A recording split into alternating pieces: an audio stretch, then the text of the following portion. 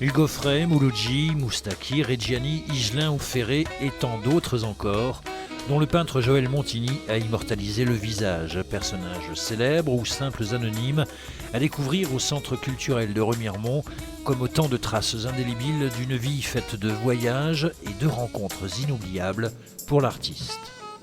L'abbé Pierre, c'est quelqu'un de très émouvant. C'est sûrement parmi toutes les personnalités que j'ai rencontrées, celui qui m'a le plus bouleversé par son humanité, par la lucidité de son regard, par la vision globale qu'il avait de la société et puis par rapport à l'œuvre qu'il a faite, qui est une œuvre immense. Les Emmaüs, il n'y a pas qu'en France, il y en a dans le monde entier, il y en a au Brésil, en Suisse, etc.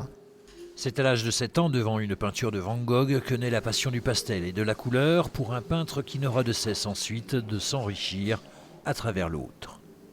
Ce que j'ai cherché dans cette aventure artistique, c'était la rencontre humaine en fait, et m'enrichir de l'univers des autres. Donc le portrait, c'est vraiment un thème qui me fascine quand on pense à tous ces millions, ces milliards de portraits différents, avec les mêmes éléments géométriques de base, c'est absolument fascinant.